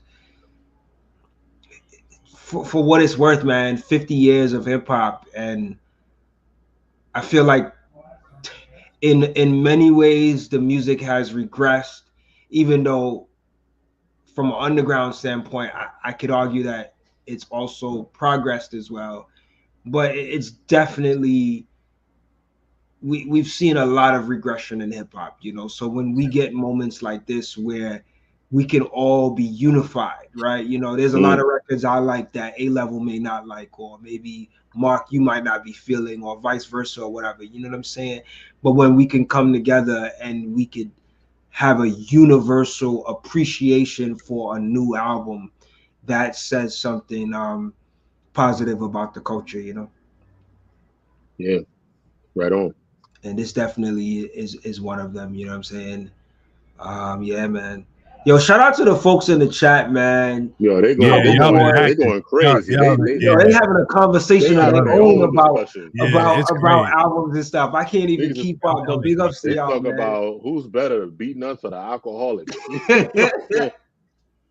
Yo, big ups to y'all, man. Coverboy Official, Shot 100, Jacob Alamo, Bomani, who was here earlier. Shout out to Kai, 23. Shout out to Kai East. Kai East, you know what I mean? Big ups to you, brother. Yeah, man, like it's moments like this that, you know, we haven't done a show in a long time, but like seeing how much conversation is happening in this live chat, it makes me feel really good, man. It makes me feel like, damn, we got to do this some more. We got to come back because it's something to be said about like-minded individuals, you know, as far as like hip hop is concerned, man. Like there's a lot of music out there that a lot of us might not resonate with, but like all of the stuff that they talking about in the chat, these are all artists, you know, whether it be, you know, Dilla, Primo, Alcoholics, Beat Nuts. Beat Nuts. They're naming all names of artists. Street level. Listen to street level again, y'all. Listen to street level again, please. That joint is crazy. Kai E said it's a good album to meditate to. Ooh. Which album is that? Yeah, I agree. He's talking about this album. Yeah. Interesting. Shout out to Beat Nuts too, man. I love it. Shout out to Robert Glasper. That album that he just came out with. Oh yeah. Yeah. That's another. Yeah, that's up there. That's yeah. Yeah, man. Yeah, I work with that religiously. I play that, and it's straight into a zone. It's just straight focus. You know what I'm saying? Yeah. For real. Yeah, man. I mean, shout out to Jacob Alamo. He said, "Please do more streams." Yeah, man. I feel like we need to get back on this. You know, it's been a while. You know, I'll be honest. A lot of things have changed. You know, a lot of different priorities have happened in my life where I've had to take a pretty long break. But I think it's opening back up now where I can get back on these streams. I definitely feel like, and this is just. I don't know if we've spoken about this a number of times, fellas, you know, in terms of the state of hip hop, but I've been feeling lately like I have to come back and contribute to hip hop culture in another meaningful way, whether it's doing these shows again or doing something different, because I'm a bit disappointed in where hip hop is going on a commercial level. I mean, we've always had our critiques, but like some of the stuff I'm seeing that's happening in the mainstream right now, it's like it's lower than what it was a couple years ago. Like it's gotten a lot worse, and it's really encouraging me to come back, man. You know what I'm saying? Like and really, you know, find clever ways to contribute to the culture so that the youth that's coming up is able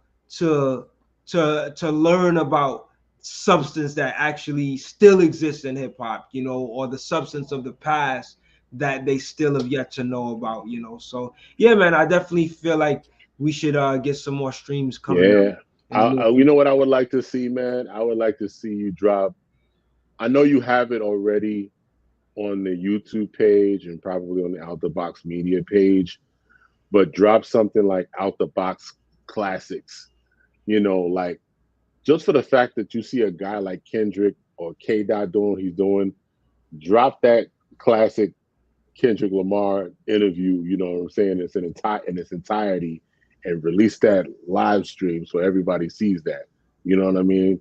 The J Electronica episodes, the Large Professor joints, you know what I mean? Like the ones that are just, you know, the Erykah Badu joints, you know, like, you know, that'd be great. I mean, they're all up on this channel, you know, for those who haven't checked it out, you know. Shout out to Kendrick Lamar, man. I'm so proud to see how much he's developed, you know, over the years, man. Like, this Not Like Us record is huge, you know, like, but yeah, when he was in his humble beginnings as a XXL freshman, bro, that speaks volumes. Yeah, that was when it was for Section 80. Yeah, it was the first show he did in Brooklyn when I got a chance to interview him, and he's extremely humble, man. Very, very down to earth brother, man. Like, you know, very down to earth, very humble, very respectful, very honorable, you know, like you could see it when you look at the interview I did with him, you know. Yeah, man. Yeah, cover boy, good looking. Yeah, that Rock Marciano interview, that was dope, man. Like that was a journey, man. Like there's a backstory on how that interview even happened, man. Like for folks that don't know, like that interview happened as a result of there was a, you guys probably remember the Mars, there was a record called Mars that Cormega, Large Pro, Action Bronson and Saigon and Rock Marciano, they were all um doing a music video, and I got a chance to be at that shoot, that music video shoot. Yeah, I remember that. Yeah.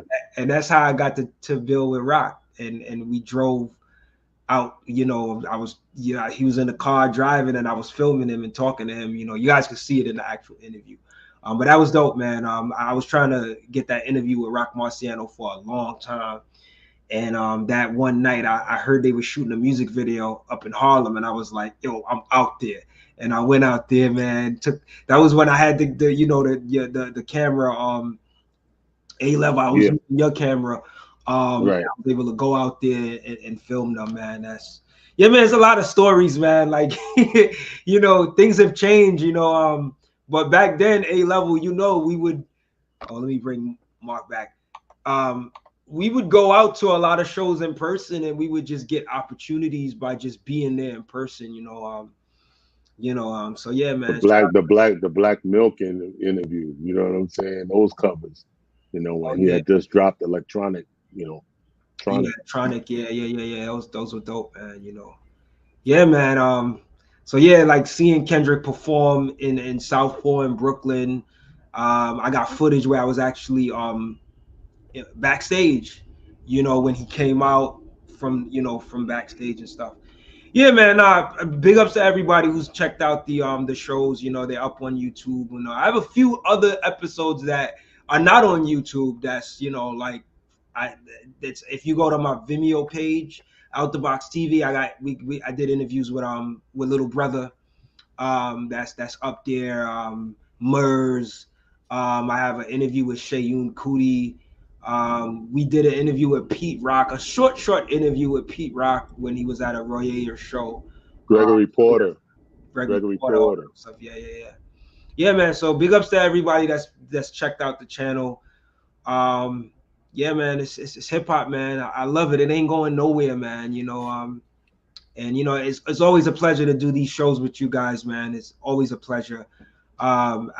It just dawned on me the other day. I was like, yo, we got to do a show, man. And you guys were all down to do this show. So big ups to y'all again for taking the time, you know, to do this episode. So yeah, man, I'm not going to stay too much longer, but any last words for the end of the show y'all want to say in regards to the album, and you know, y'all want to leave the audience with? I'm saying just go out and get and support, you know, your legends still making legacy music and stellar music. The Auditorium, hopefully Auditorium 2 coming soon. You know what I mean? But right now, I'm good with this. With this. Yeah, and I will say, like, I know we're talking about this album, but there were a lot of good albums that came out this year and EPs. So if anybody out there is, because we're in July now, so we're a little bit past mid-year. If anybody out there wants to catch up with like dope releases that came out this year, go to my website, outtheboxmedia.com. Let me see if I could put up the link right here. Go to outtheboxmedia.com, and if you go to the top of the website, there's a tab that you can actually check out. There's a tab that says best hip-hop albums and EPs, and there's a tab that says best soul albums and EPs. If you click on the tab that says best hip-hop albums and EPs, you will see that every month since January of this year, I put together a best of list. So it's just a guide. You don't have to agree with all of these records, but if you wanna if you've been missing out on the projects that came out this year that I consider to be some of the doper hip hop projects, you can go by and check that list out. There's a section for each month. So if you just click on best hip hop albums and EPs, I also did it for soul albums as well. You could go to see the best albums for June, best albums for May, best albums for April, going all the way back to January. You'll be surprised the amount of projects that are there. And you can best believe when I do my July list, this Common album will be up. This Common and Pete Rock album will be up there. But yeah, man, I go ahead. My best suggestion is just to subscribe to the newsletter so you can get the email every month. Because just even every month alone, trust me, everything is on it. Nothing is missed. So if you wait and you try to go back a couple months at a time, you'll be overwhelmed. You'll be swimming. So just do 1 month at a time. Subscribe so you get the emails, and Cril will hold you down. Yeah, I learned a lot and picked up on a lot of new releases I didn't know were coming out just based on the newsletter. So shout out to outtheboxmedia.com. Word up, man. Thank y'all, man. Thanks for saying that, Mark, man. Like, yeah, facts. This is man works hard, bro. Yeah, I'm gonna say the hardest looking man in the music. Look, man, shout out, I'm gonna be and I'm gonna take the moment to shout out some of the other platforms that's really doing their thing, and I'm sure people in the chat that's listening know about these. Somebody said, Cril, your music video is fire when you drop it. When is that? Thanks, Cover Boy, man. I'm looking forward to hear when you're dropping a new project, Cover Boy. I think he's did shout out to him. Like he did an album with Killer Priest or an EP with Killer Priest. He did the whole project for Killer Priest. I'm forgetting the name of the project right now, so pardon me, Cover Boy, but he gets it in production wise, this brother. But yeah, I thanks for that, Cover Boy. I'm gonna be honest with you. I'm still in like the very, very beginning phases of my next project. It's probably gonna be an EP, but I had told folks on Bandcamp, like I sent out a Bandcamp,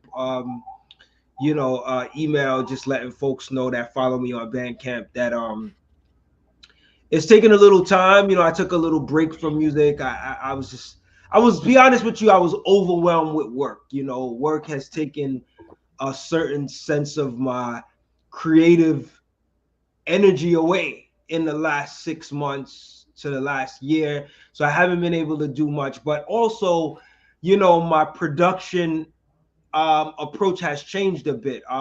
When I made my first couple of albums, the music was created using the DAW, using Final FL Studio, right? Now I'm actually using the MPC. So it has been a bit of a learning curve for me to learn how to use the MPC. And I feel like now I've gotten into a rhythm where I figured out how to use it to my liking. And shout out to A Level, who's been giving me some pointers with it as well, So you're going to be hearing some stuff from me. I have a little bit more time on my hands now than I used to. So the production, usually when I'm making music, I do the production first, and then I write the rhymes, and then I record it. So yeah, you're gonna see some things coming. I don't have a date yet, but really it's due to the learning curve that I had with learning how to make beats on the MPC. So yeah, I'm working on that, man. Yeah, so you'll see something sooner than later, but I wanted something I wanted to say, and I just lost my train of thought. It was something really important I was gonna say too. When the next album's coming out, when your next joint's coming out. No, it wasn't in reference to that. It was more in reference to, I think it was something somebody just asked me too, but it wasn't in reference to my music. It was in reference to, damn, it totally escaped me. I'll probably remember at some point. But what I will say though is, music wise, like with all of the music that's come out this year, man, like there's a lot to look at, you know. And I was actually supposed to put out a best albums of the. Oh, I remember what I was gonna say. I remember now. See, I'm glad I remembered, because I was afraid I would forget after the, you know, I would remember after the show was over. No, what I wanted to do was shout out some other platforms. You know, I know A Level, you shouted out the box, which I highly appreciate, and you as well, Mark. But there's other platforms that I'm sure you guys know about too that I got to give recognition to, that's really doing it as well. So, and I've shouted out these platforms before, but I got to give them recognition.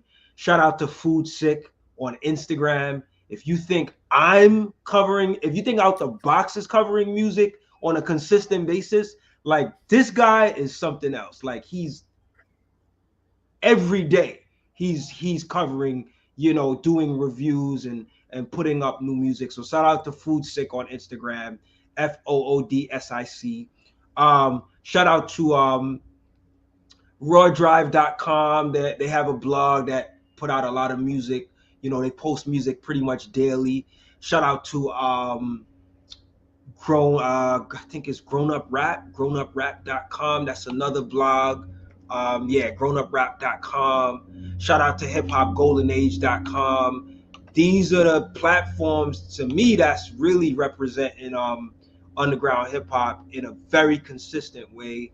And there's a number of others out there, but I want to shout those platforms out because they really cover independent hip hop on a regular basis, and I try to do my part as much as possible to stay on top of things, you know. So yeah, man, the best of the month. I cover a lot of soul music too, so that's why I'm also saying check out the best soul albums and EPs list too, because you know, like you were saying earlier, Mark, if you wait to go to these lists, like later on, you're going to be overwhelmed, because even for me, it's overwhelmed.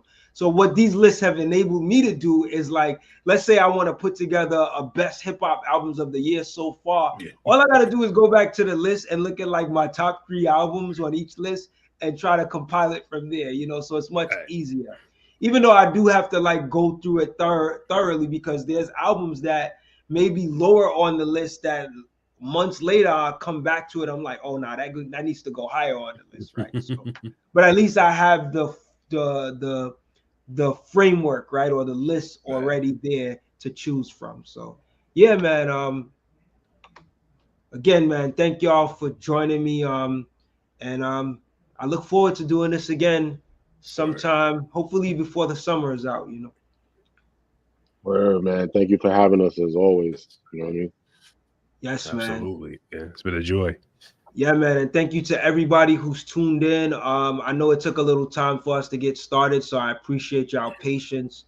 Yeah, we look forward to, you know, make sure you follow us on Instagram at Out the Box Media, and also on Twitter, Out the Box Media on Twitter, even though a lot of my posts are mainly on Instagram these days, and it's also on Facebook at Out the Box Media as well. So yeah, man, big ups to all of the folks that tuned in tonight, and shout out to Common and Pete Rock for a stellar album. Thank you again.